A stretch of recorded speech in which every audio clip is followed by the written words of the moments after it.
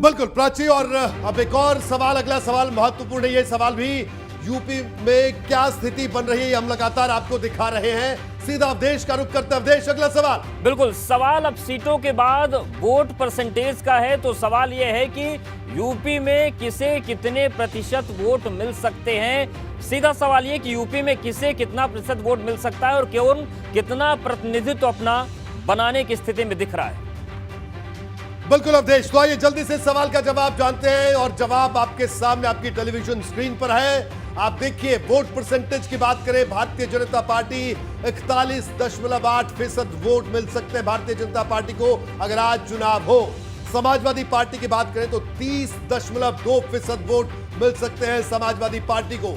बसपा की अगर बात करें तो बसपा 15.7% लोग बहुजन समाजवादी पार्टी को मिल सकते हैं। और इसके अलावा कांग्रेस की बात करें तो 5.1% वोट और अन्य 7.2% वोट मिल सकते हैं। यानी भाजपा 41.8, सपा 30.2, बसपा 15.7। ये आंकड़ा अभी निकलकर सामने आ रहा है। एक बार फिर से बड़ी बात के लिए, इस बड़ी खबर के लिए प्राची का रुख करेंगे। प्राची, बिल्कुल, देखिए बड़ी खबर जो इस सवाल से जुड़ी हुई सामने आ रही है, क्योंकि महत्वपूर्ण सवाल हमने पूछा कि किसे कितना वोट फीसद मिलेगा। भाजपा प्लस को लेकर यूपी का मूड क्या कह रहा है, ये हम बता देते हैं कि किसे कितना वोट प्रतिशत मिलेगा। भाजपा प्लस को 41.8% वोट मिलते हुए नजर आ रहे हैं सर्वे के मुताबिक। अगर समाजवादी पार्टी की बात करें तो 30.2% वोट मिलते हुए नजर आ रहे हैं अगर आज चुनाव होते हैं तो। अगर बसपा की बात करें तो 15.7% वोट मिलते हुए बसपा को नजर आ रहे हैं। कांग्रेस की बात करें तो उसकी झोली में 5.1% वोट गिरते हुए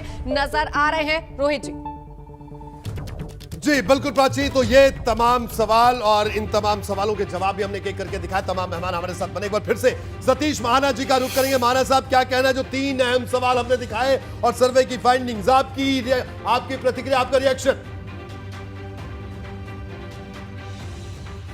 देखिए, ये जो आपने सर्वे के दिखाई है रिपोर्ट, हम इस बात को बड़े प्रामाणिकता के साथ कह सकते हैं कि पिछली बार जितनी हमारे को सीटें मिली थी, अब की बार हमारे को उससे ज़्यादा सीटें मिलने वाली हैं। हम 2/3 बहुमत के साथ सरकार बनाएंगे जी। अभी हमारे आदरणीय जूही जी इस बात को कह रही थी कि इनके ये मुद्दे हैं। मुद्दे होंगे कि पिछले सपा और बसपा काल के अंतर्गत उत्तर प्रदेश में गुंडागर्दी कितनी थी, लोगों में भय व्याप्त था, लोग जिनको ये टिकट देकर विधानसभा में भेजा करते थे आज वो जेल के पीछे हैं। इनके पार्टी के लोगों जिनका आतंक रहता था वो समाप्त हुआ है। मुद्दा ये होगा कि जिस गैस सिलेंडर की इन्होंने बात करी है, उस गैस सिलेंडर को रिफिल कराने के लिए आदमी को 2 दिन की छुट्टी लेनी पड़ती थी, तब रिफिल होता था।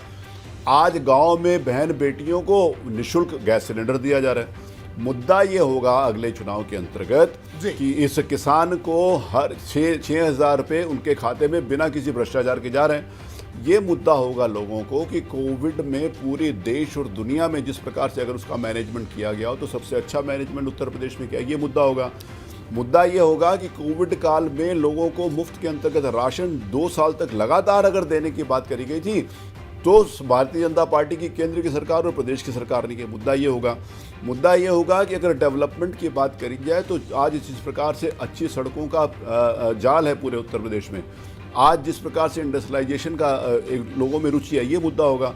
मुद्दा लोगों की सुरक्षा का, मुद्दा लोगों के तुष्टीकरण का होगा कि पिछली सरकारें तुष्टीकरण करके किस प्रकार से लोगों को आगे बढ़ाने का काम करती। जैसे अभी आपने एक बात कही, ये तय कुछ लोग मान लेते हैं कि एक समाज का वोट अगर सपा में नहीं था तो बसपा में होगा, बसपा में नहीं तो सपा में होगा।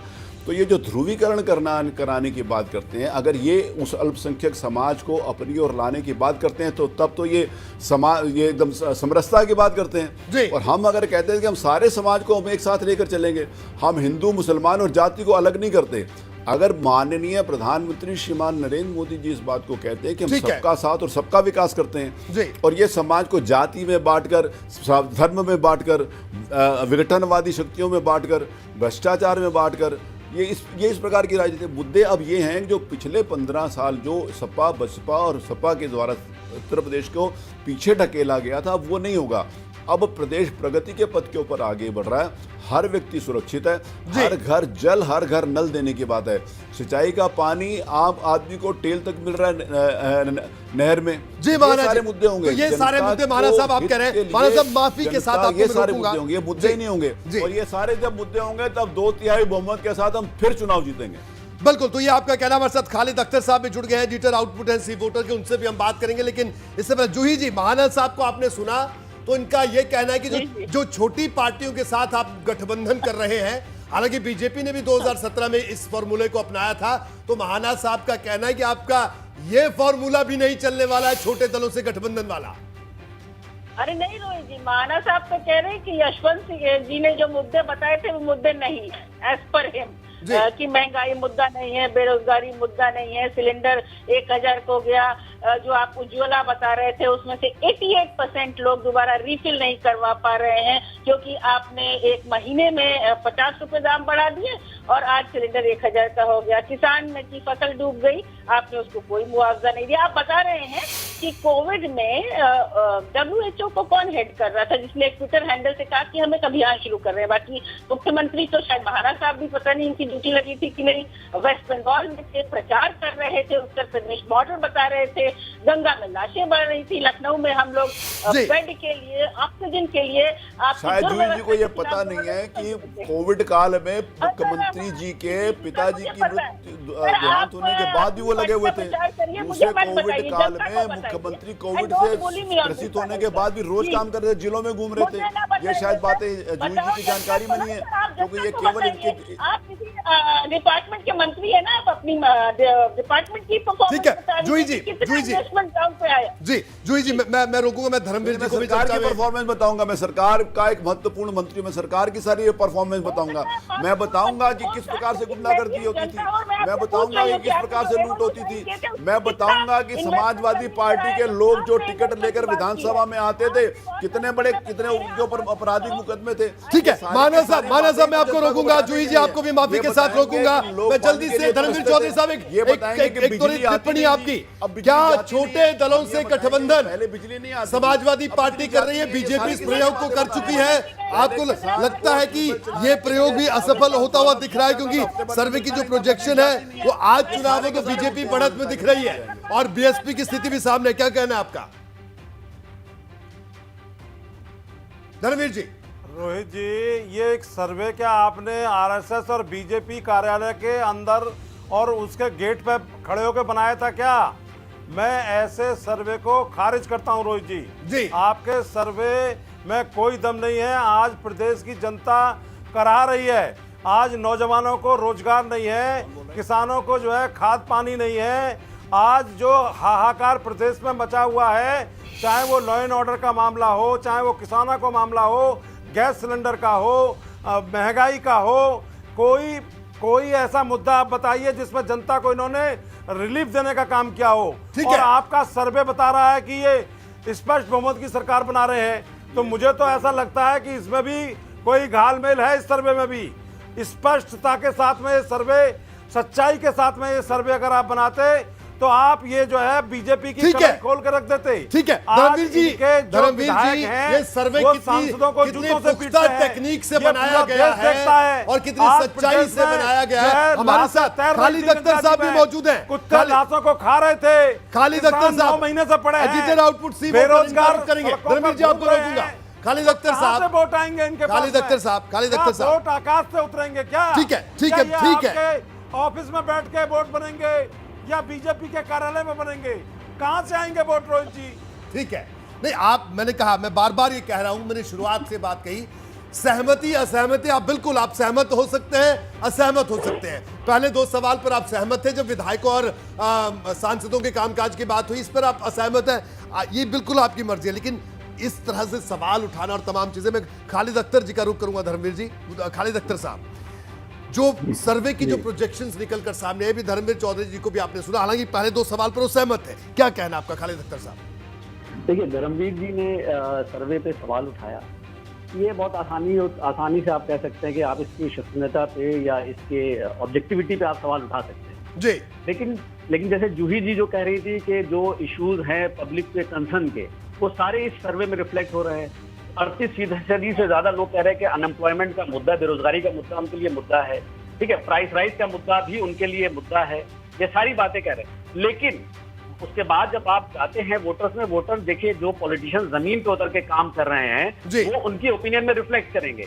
ठीक है, बीएसपी है, बीएसपी जमीन पे कहीं नहीं दिखाई देती, वही पब्लिक की ओपिनियन में रिफ्लेक्ट कर रहे हैं। और ये आज का सर्वे पिछले सर्वे के मुकाबले अगर हम देखें, जो सपा ने कुछ जमीन पे काम किया है तो उसका काम इस सर्वे में रिफ्लेक्ट हो रहा है। लास्ट टाइम हमने सर्वे किया था, मैं यहीं आया था, 20% पे सपा खड़ी थी वोट शेयर पे, आज उसका बढ़ के तकरीबन 30% हो गया है। जी, बीएसपी जमीन पे नहीं दिख रही है, उसका वोट खिसक रहा है, और उसका जो वोट बेस है वो खिसक के कहाँ जा रहा है? जो मुस्लिम वोट है वो ऑब्वियसली बीजेपी में नहीं जाएगा, वो सपा में जा रहा है। पार्टी का वोट कभी खिसकता नहीं है।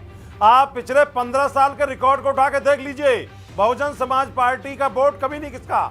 आपका सर्वे जरूर खिसक सकता है, लेकिन ठीक है धर्मवीर जी, वोटर कहीं नहीं जाता। सर आपकी सीटें रिफ्लेक्ट करती हैं, आपको कितनी सीटें मिली, और जो बहन जी के जो बयान है, जो उनके वोट बैंक है, उनके लिए ऐसे हैं कि वो आपके पास जहाँ पे देते नहीं थे वहां से सपा में जा रहे हैं। बहन जी ने अमरोहा का बाईपोल था, उससे पहले एक बयान दिया कि देखिए खालिद अख्तर साहब, मैं धर्मवीर जी आपको भी, खालिद अख्तर साहब मैं आपकी इस बात से सहमत हूं कि जो आपने अभी आपने जो उदाहरण दिया सपा का, कि जो पिछला सर्वे किया था बिल्कुल हमने दिखाया था उस सर्वे में और आज के सर्वे में सपा का जो वोट परसेंटेज है वो बढ़ा है। तो ये स्थिति है, बिल्कुल आपने कहा जमीन पर जैसे जैसे एक्टिविटी बढ़ेगी लोगों के बीच में बढ़ेगी। और यशवंत जी ने भी जो बात कही कि सर्वे हम ये दिखा रहे हैं कि आज अगर चुनाव हो तो क्या स्थिति होगी। धर्मवीर साहब अभी बहुत वक्त है, सर्वे को कोसने से अच्छा तो है कि आप, ठीक है वो आपकी नीति आप क्या करना चाहें। तो ये तमाम बड़े सवाल है। मैं यशवंत जी आपके पास आऊंगा। देखिए यशवंत जी, एक बड़ा प्रयोग इस बार उत्तर प्रदेश की चुनावों में हो रहा है। अखिलेश यादव ने इस बार नया प्रयोग किया, ना वो कांग्रेस के साथ गए, जैसे लोकसभा में बीएसपी के साथ गए थे वो भी नहीं गए, उन्होंने छोटे दलों के साथ गठबंधन की रणनीति अखिलेश यादव ने अपनाई है। और ये छोटे दल हैं, जैसे महान दल की अगर हम बात करें, इसके अलावा जनवादी सोशलिस्ट पार्टी है और अपना दल के से भी बातचीत इनकी चल रही है, और ये छोटे छोटे दल रैलियां भी निकाल रहे हैं जगह जगह पर। तो जो सर्वे दिखा रहा है कि आज अगर चुनाव हो तो ऐसी स्थिति में क्या लगता है आपको, इस प्रयोग को किस तरीके से आप देखते हैं आंकड़ों के लिहाज से? क्योंकि बीजेपी 2017 में इसी तरह का प्रयोग कर चुकी है और बीजेपी को हाथों हाथ नतीजे मिले थे। देखिए अरिथमेटिक के लिए देखिए कहने में बड़ा आसान होता है, बहुत सहज है। ये चीज मैं कह दूं कि छोटी पार्टी फलानी है, उसका 1% वोट है, आधा % वोट है, अगर ये वोट जुड़ जाएंगे तो 3, 4, 5% वोट हो जाएगा।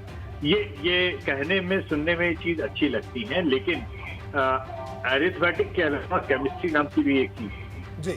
अरिथमेटिक, इलेक्टोरल अरिथमेटिक तभी ज्यादा बेहतर काम करती है जब केमिस्ट्री भी उसकी मैच कर रही है। अगर केमिस्ट्री मैच नहीं करती है तो महागठबंधन हमने लोकसभा चुनाव में देख लिया। आप इशारा समझ ही रहे हैं मेरा। तो मेरा अपना मानना यह है कि समाजवादी पार्टी को शायद छोटे छोटे उन पार्टियों की उतनी ज्यादा आवश्यकता नहीं है, समाजवादी पार्टी को ज्यादा एग्रेशन की आवश्यकता, ये मेरा व्यक्तिगत मानना है। क्योंकि बिना एग्रेशन के, बिना इस बात को किए हुए कि आप जमीन पे जाएं, लड़ें, उसके बगैर मामला हिलता नहीं। और एक समाव मैं जब अभी एबीपी के अपने मुख्य राष्ट्रीय चैनल पे भी था, तो वहां पे समाजवादी पार्टी के जो प्रवक्ता थे उन्होंने एक बड़ी अजीब सी बात बोली कि अभी तो 5 महीने का समय बाकी है, हम जमीन पे तब जाकर के हम एग्रेसिव लड़ेंगे। ये बात मुझे गले के नीचे थोड़ा सा उतरी नहीं ठीक से, क्योंकि डिफॉल्ट में लोगों की जो, देखिए सपा के जो वो हमारे पिछले सर्वे में और अभी में पड़े हैं, वो प्योरली वो डिफॉल्ट के गुस्से के वोट पड़े। मतलब वो मतदाता जो कोविड में या बाकी चीजों में बीजेपी से नाराज था या बीजेपी को हराना चाहता है, और वो बसपा को नहीं देख रहा है उस भूमिका में कि बसपा शायद बीजेपी को हराने में कामयाब नहीं हो, उस स्थिति में वो वोट खासतौर पर माइनॉरिटी वोट शिफ्ट हो रहा है बीएसपी से एसपी की। लेकिन हम लोग देखिए, आपने भी देखा है, रोहित, हमने भी देखा है, नेताजी मुलायम सिंह यादव जिस तरीके से जमीन के ऊपर दौड़ भाग करते थे, कार्यकर्ताओं से मिलते थे इधर से उधर, मतलब मैं अतिशयोक्ति, और कोई भी इसको बुरा ना माने, मैं क्योंकि मैं बहुत ज्यादा सम्मान करता हूं मुलायम सिंह जी का, इस नाते मैं पूरी जिम्मेदारी के साथ में कहता हूं कि अगर मुलायम सिंह यादव जी की तबीयत ठीक होती ना, तो पिछले 5 महीनों में 5 बार पूरे यूपी को रौंद चुके होते, चाहे वो कोई पुलिस रोके, चाहे उनको कोई वारंट दिखाए, चाहे उनको जी। गिरफ्तारी का वो धमकी दे। जी। गिरफ्तारी अगर धमकी देती भी तो गिरफ्तार होकर के जेल भी चले गए होते और उसके बाद बिल्कुल। सरकार की हिम्मत नहीं होती कि उनको जो है 2 घंटे से ज्यादा जेल के जी जनता की बात करने के। तो मैं जिस ओर इशारा कर रहा हूँ कृपया उस बात को समझिए कि डिफॉल्ट में मैंडेट आज की तारीख में एंटी इनकम्बेंसी का मिलना अब बंद हो चुका है। ये 10 साल पुरानी राजनीति थी कि जिस समय एंटी इनकम्बेंसी का गुब्बारा फूलता जाता था और आप बैठे रहिए और अंत में जनता आपके गोद में लाके सत्ता दे देती थी। ठीक है। ये वो बीजेपी है जिसमें ये लोग लगातार हारती हुई बाजी में भी पूरी तरह घुसे रहते हैं। इतनी प्रोएक्टिव राजनीति करने वाली पार्टी और नेताओं को हराने के लिए आपको ममता बनर्जी बनना पड़ेगा। आप ट्विटर से यूपी बिल्कुल, तो ये बदलाव लाने की आप जरूरत है। ये आप सभी यशवंत जी करें। यशवंत जी, मैं माफी के साथ आपको रोकूंगा क्योंकि अभी हम उत्तराखंड की अब हम बात करेंगे। सतीश महाना साहब, आपका बहुत बहुत शुक्रिया एबीपी गंगा से जुड़ने के लिए और आज के सर्वे पर आपने अपनी बात रखी। धर्मवीर चौधरी साहब, आज आप थोड़े से गुस्से में नजर आए, लेकिन आपका भी शुक्रिया बहुत बहुत इस पूरे सर्वे पर अपनी प्रतिक्रिया रखने के लिए, राय रखने के लिए। जूही जी, आपका भी बहुत बहुत शुक्रिया और प्रदीप जी लगातार हमारे साथ बने हुए हैं, साथ ही साथ यशवंत देशमुख जी भी हमारे साथ बने हुए हैं और खालिद अख्तर साहब भी हमारे साथ बने हुए हैं। तो एबीपी सी वोटर के सर्वे के मुताबिक यूपी में भाजपा का पलड़ा भारी दिख रहा है। अगर आज चुनाव में हो तो भाजपा सरकार बनाती दिख रही है।